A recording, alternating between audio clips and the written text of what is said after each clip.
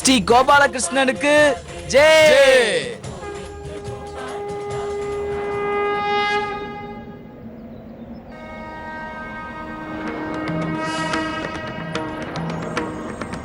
कृष्णाय गोविन्दाय गोपीजनवल्लभाय कृष्णाय गोविन्दाय गोपीजनवल्लभाय देवा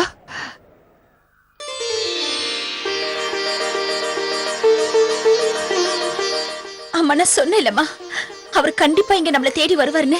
பாத்தீங்களா, என் நம்பிக்கை இப்ப உங்க முன்னாடி நிக்குது. என் பையன் தேவா நம்ம தேவா திரும்பி வந்துட்டாப்பா.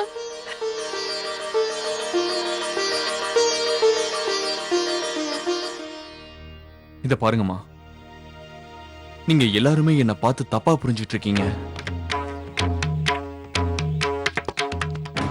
நான் தேவா இல்ல, என் பேரு அபே.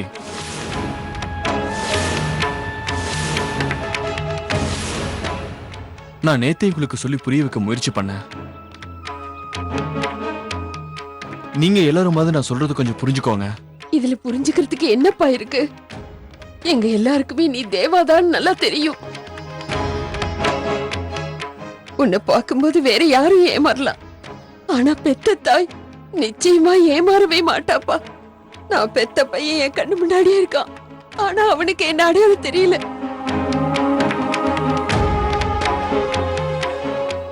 இத பாருங்க, என்ன பொறுத்த வரைக்கும் சொல்றேன், உங்களுக்கும் எனக்கு எந்த சம்பந்தமும் கிடையாது.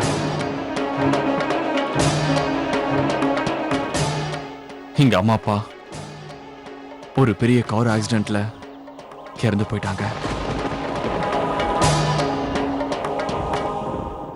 என்னோட முழு பேரு தேவா.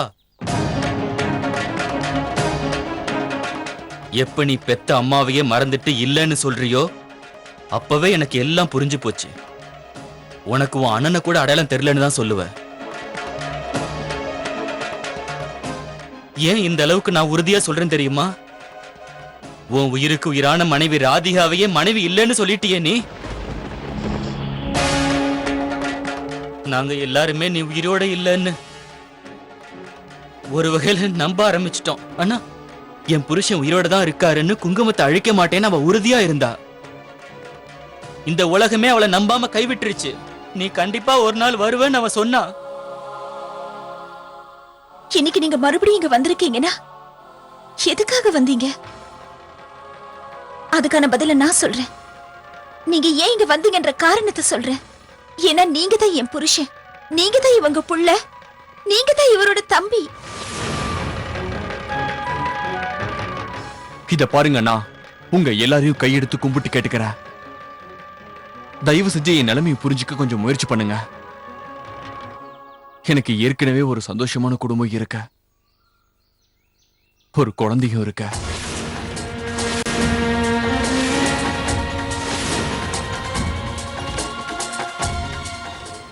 ஏன்பா இப்படி எல்லாம் பேசுற? அப்படி எல்லாம் பேசாதப்பா. தயவு செஞ்சு நான் சொல்றதை கேளு. ஒரு தாய் தன்னோட குழந்தைய, ஒரு மனைவி தன்னோட புருஷனை எந்த நிலைமையிலயும் கண்டுபிடிச்சிருவா. நீ பெத்த தாய் அடையாளம் தெரியலங்கிற, மனைவி இல்லைன்னு மறுக்கிற. ஏன் தேவா, ஏன்? ஏன்னா நான் உங்க தேவா இல்ல.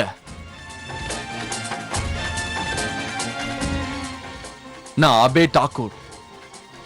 தயவு செஞ்சு என்ன தேவான்னு கூப்பிடாதீங்க. பிடிக்கல. தயவு செஞ்சு என்ன போக விடுங்க. நில்லு தேவா, போகாதே தேவா. தேவா, அம்மா அம்மா அம்மா அம்மா, அம்மா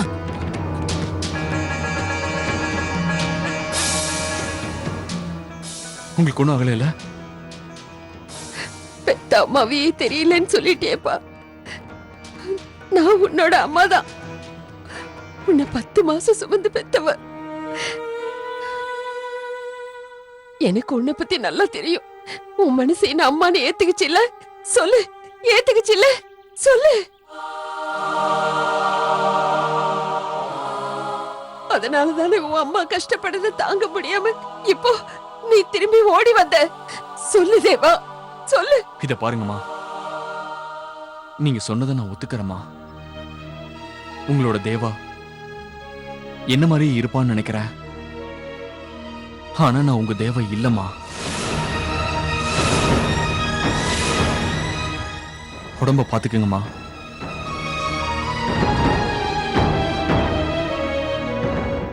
தேவா, போகாதே தேவா. தேவா, நான் தேவா? சொல்றத கேளு. தேவா, தேவா, போகாதே.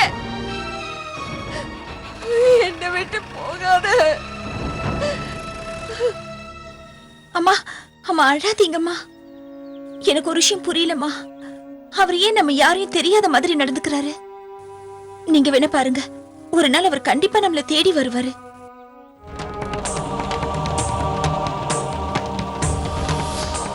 அதுக்கான பதில நான் சொல்றேன். நீங்க ஏன் இங்க வந்தீங்கன்ற காரணத்தை சொல்றேன். ஏன்னா நீங்க தான் என் புருஷன், நீங்க தான் இவங்க புள்ள, நீங்க தான் இவரோட தம்பி. உன் மனசு என்ன அம்மான்னு ஏத்துக்குச்சு இல்ல? அதனால தானே அம்மா படுற கஷ்டத்தை பார்க்க முடியாம நீ திரும்பி ஓடி வந்த.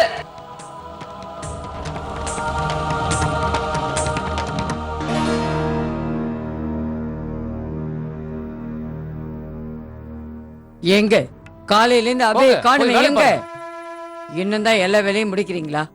சீக்கிரமா பண்ணி முடிங்கன்னா கேட்க மாட்டீங்களா? என்னாச்சு? பண்ணிக்கிட்டே இருக்கிறோமா, சீக்கிரமா முடியும். முடியும்னா எப்பதான் முடிக்க போறீங்க நீங்க? இத முடிச்சிரோமா? எடுத்து வைங்க, நான் அப்பலன்னு சொல்லிட்டு இருந்தேன். யாராவது கேக்குறீங்களா? அனுமான், அம்மா, ஏன் வேலையில அவ்வளவு மெதுவா நடக்குது? மாதாராம்ஜி, அது வந்து நான் கேள்வி கேட்ட ஏன் அவனை பாக்குறீங்க? பதில் சொல்லுங்க. இல்ல மாதாராம்ஜி, வந்தவங்கள பாதி பேரு சாப்பிட்டுட்டு வரோம்னு சொல்லிட்டு வெளியே போயிட்டாங்க. வழக்கமா நாம இங்கதான் அவங்களுக்கு சாப்பாடு கொடுப்போம். ரஜன், அம்மா, நான் போதும்னு நினைச்சேன். ஏன் அவங்களுக்கு சாப்பாடு போட்டு நம்ம என்ன குறைஞ்சா போயிட போறோம்? ஏன் அப்படி சொன்னேன்? அடுத்த தலைமுறைக்கு சேர்த்து வைக்க போறியா நீ? இல்லம்மா, அப்படி இல்ல. இப்போ வந்து கொடுக்க சொல்றேம்மா. எல்லாருக்கும் தானமா கொடுன்னு லிஸ்ட் கொடுத்துருந்தானே, என்ன பண்ண? அதையாவது கரெக்டா எல்லாருக்கும் கொடுத்துட்டியா? ஆமாம்மா, எல்லாருக்குமே கொடுத்துட்டேன். அத அப்படியே 1-2 பேர் விட்டுருந்தா கூட அதையும் நான் கொடுத்துடுறேன். நீங்க எதுக்கும் கவலைப்படாதீங்க, எல்லாத்தையும் நான் பாத்துக்கிறேன். உன்ன மாதிரி ஒரு பொறுப்பான புள்ள இருக்கா, அப்புறம் எதை பத்தியும் நான் எதுக்கு கவலை பண்ணணும் சொல்லு பார்க்கலாம். ராதாஷ்டமி அன்னைக்கு கோயில்ல பார்த்தேனே, எவ்வளவு நல்லா எல்லா வேலையும் பண்ணியிருந்த நீ என்னோட பையன் இல்ல, அப்புறம் என்ன? 2-3 நாள் பொறுப்பா இருந்த போதுமே. இத பாரு ரஜன், இன்னைக்கு மாப்பிள்ளை தம்பிக்கும் கனிகாவுக்கும் வெட்டிங் டேன்னு தெரியும்ல. ஏதாவது பிரச்சனை வந்தது அப்புறம் என்ன பண்ணுவேன்னு எனக்கே தெரியல. இல்லம்மா, எதுக்கும் கவலைப்படாதீங்க, நான் எல்லாத்தையும் நான் சரியா பண்ணிடுறேன். ஜெய் சிவசம்போ மாதாராம்ஜி. ஜெய் சிவசம்பு பண்டிட்ஜி. வாங்க வாங்க. ரொம்ப நன்றிமா. வணக்கம் பண்டிட்ஜி. வணக்கம் ரஞ்சித் தம்பி. நல்லதே நினைங்க. அப்புறம் எதுக்கு சொல்ல கொள்ள பொம்மை மாதிரி நிக்கிறேன்? போய் வேலையை பாரு. சரி. கணிகா அம்மாவுக்கும் அபே தம்பிக்கும் கல்யாணம் நல்லா கொண்டாடுறீங்க. வழக்கமா கொண்டாடுறத விட இந்த வருஷம் ரொம்ப சிறப்பா கொண்டாடுறீங்க. வணக்கம் பண்டிட்ஜி. நல்லா இருமா, என்னைக்கும் தீர்க்கசி மங்களி இருமா. கனிகா, மாப்பிள்ளை பேரை சொல்லி அவருக்காக தானம்லாம் எடுத்து வச்சிருக்கேன். அவர்கிட்ட எடுத்து கொடுத்து ஆசீர்வாதம் வாங்கிக்க. சரிம்மா. ரொம்ப நன்றி மாதாராம்ஜி. ஒவ்வொரு வருஷமும் உங்க மாப்பிள்ளைக்காக நீங்க நிறைய தான தர்மம்லாம் பண்ணிட்டு வர்றீங்க. அப்படி ஒரு மாப்பிள்ளை எனக்கு கிடைக்க நான் கொடுத்து வச்சிருக்கணும் பண்டிட்ஜி. போன ஜென்மத்தில் என் பொண்ணு என்ன புண்ணியம் பண்ணாலோ தெரியல, அதான் இந்த ஜென்மத்தில் அவளுக்கு நல்ல புருஷன் கிடைச்சிருக்கான். தானம் புண்ணியம் பண்ணினா அந்த ஆத்மாவுக்கு இன்னும் கொஞ்சம் நல்லது நடக்கும்ல. மாப்பிள்ளை தம்பிக்கும் கனிகாவுக்கும் இருக்கிற உறவுல எந்த கண்ணும் படக்கூடாது. அவங்க என்னைக்குமே நல்லா இருக்கணும்னு நினைக்கிறவனா. நீங்க கவலையே படாதீங்க மாதாராம்ஜி. நம்ம கிட்ட இப்போ மாப்பிள்ளை பிறந்த ஜாதகம் இல்ல, இருந்தாலும் அது பரவாயில்ல. இப்பதான் நான் அவருடைய கைரேகையை வச்சு பார்த்தேன். அவருடைய ஜாதகத்தையும் நான் கணிச்சு முடிச்சிட்டேன். பிரசன்ன ஜாதகத்தையும் பார்த்தேன். அதை பார்த்ததுனால நிச்சயமா என்னால சொல்ல முடியும், அவர் மேல எந்த கண்ணும் படாது. அந்த அளவுக்கு நல்ல ஜாதகம். யாரு நினைச்சாலும் மாப்பிள்ளைக்கு எந்த கெடுதலும் பண்ண முடியாது. பகவான் ஸ்ரீராமன் மாதிரியே அவருடைய ஜாதகமும் அமைஞ்சிருக்கு. அவருடைய வாழ்க்கையில அவருடைய மனைவியை தவிர வேற எந்த பொண்ணுக்கும் இடம் கிடையாது. எல்லாம் அந்த எம்பெருமானோட ஆசீர்வாதம் தான் பண்டிட்ஜி. நீங்க போங்க. நன்றிமா. வாங்க பண்டிட்ஜி, நீங்க உட்காருங்க, நான் போய் கொண்டு வரேன். சரி. பண்டிட்ஜி, இது உங்களுக்கான துணிமணி இதுல இருக்கு.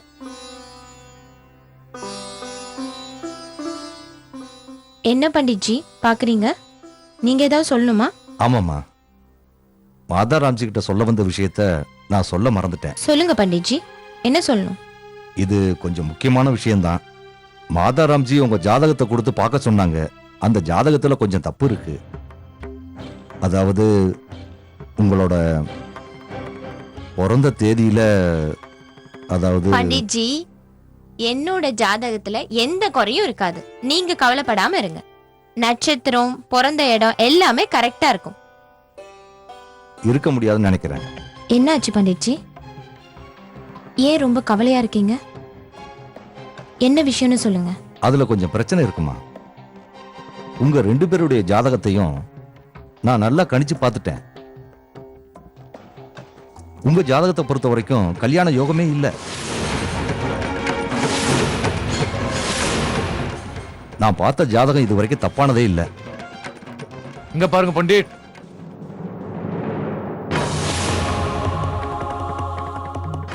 நீங்க முதல்ல கிளம்புங்க. உங்க தட்சணை வீடு தேடி வரும்.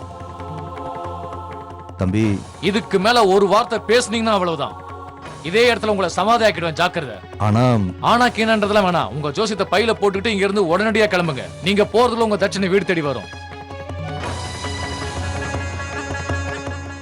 அண்ணா, பண்டிட்க்கு எப்படியோ எல்லா விஷயமும் தெரிஞ்சிருக்கு. இப்போ என்ன பண்றது? அவர் எல்லாத்தையும் எல்லார்கிட்டயும் சொல்லிட்டாருன்னா, அபய பத்தின உண்மை எல்லாருக்கும் தெரிஞ்சிருச்சுன்னா நான் என்ன பண்றது? இப்ப நான் என்ன பண்ண போறேன்? குட்டிமா, நீ எதுக்கு கவலைப்படுற? ஒரு சவுண்ட் கொடுத்தன எப்படி பயந்து ஓடுறான் பாரு அந்த ஆளு. எதுவும் சொல்லாதன்னு சொன்னா வாழ்க்கை ஃபுல்லா வாயே திறக்க மாட்டான். அவனுக்கு ஏதோ சந்தேகம் வந்திருக்கு, அவ்வளவுதான். நீ புரியாம பேசிட்டு இருக்க. அவரோட சந்தேகம் உண்மையா மாறிடுச்சுன்னா? 5 வருஷத்துக்கு முன்னாடி ஒன்னால தானே அந்த கஷ்டத்துல நான் மாட்டிக்கிட்டேன். என் வாழ்க்கை அதனால தானே அழிஞ்சுது. குட்டிமா, என்ன திடீர்னு பழைய தூக்கி என் மேல போடுற நீ? என்னால ஒண்ணு உன்னோட வாழ்க்கை பறி போயிடல, புரிஞ்சுக்க. அப்படி பார்த்தா அந்த அபய இந்த வீட்டுக்குள்ள கூட்டிட்டு வந்தா பாத்தியா, அன்னைக்குதான் நம்மளோட தலையெழுத்தே மாறி போச்சு. எப்ப அவன் அந்த வீட்டுக்குள்ள வந்தானோ அதுக்கப்புறம் இந்த வீட்டுல யாருமே பேச முடியல. ஒரு நாயை விட கேவலமா இருக்கேன். சத்தியமா சொல்றேன் குட்டிமா, நான் ரொம்ப கேவலப்படுறேன். அவனை போய் இந்த வீட்டுக்கு மாப்பிள்ளைய கூட்டிட்டு வந்தியே, அவன் உனக்கு புருஷனும் இல்ல, இந்த வீட்டுக்கு மாப்பிள்ளையும் இல்ல. அப்படி இருந்து என்ன கஷ்டப்படுத்துறான் அவன்? உனக்கே நல்லா தெரியும் குட்டிமா, உன்னாலதான் அவன் ஒண்ணும் செய்யாம விடுறேன். நீ என்ன குறை சொல்றியா? எனக்காக ஒண்ணும் நீ இந்த உண்மையை மறைக்கல. உன் உயிருக்கு ஆபத்து வரக்கூடாதுன்னு தான் நீ இந்த உண்மையை மறைச்ச. ஏன்னா உனக்கே நல்லா தெரியும், அபய் மட்டும் இந்த இடத்துக்கு வராம இருந்திருந்தா உன்னை பத்தின உண்மை எப்பயோ வந்திருக்கும்.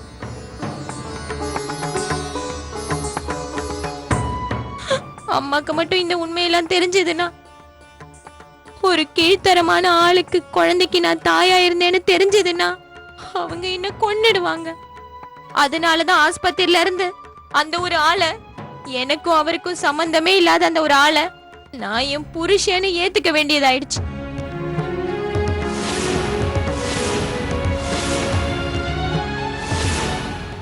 அவர் யாரோ, எந்த ஊர்ல இருந்து வந்தாரோ, ஆஸ்பத்திரியில நினைவில்லாம படுத்திருந்தாரு.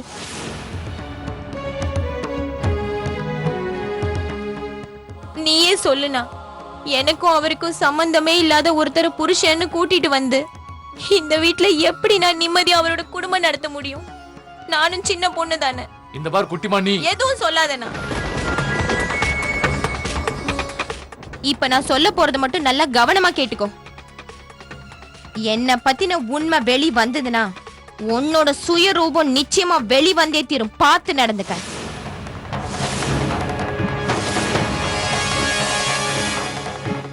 அதனால எப்போதுமே நீ நிதானமா இருந்துக்க.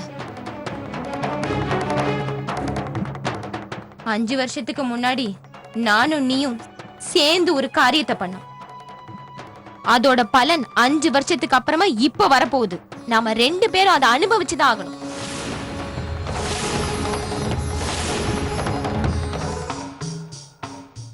உண்மையா சொல்றேன் அனுமான், நம்ம மாப்பிள்ளை தம்பி நமக்கு கிடைச்சிருக்கிற பொக்கிஷம். அவரை நாம பத்திரமா பார்த்துக்கணும். எந்த குறையும் இருக்கக்கூடாது. எல்லாரும் ஏன் இவ்வளவு மெதுவா வேலை பார்க்கறாங்க? மாப்பிள்ளை தம்பி, என்ன இன்னைக்கு என்ன பார்த்தும் பார்க்காமயே போறீங்க? கோவமா?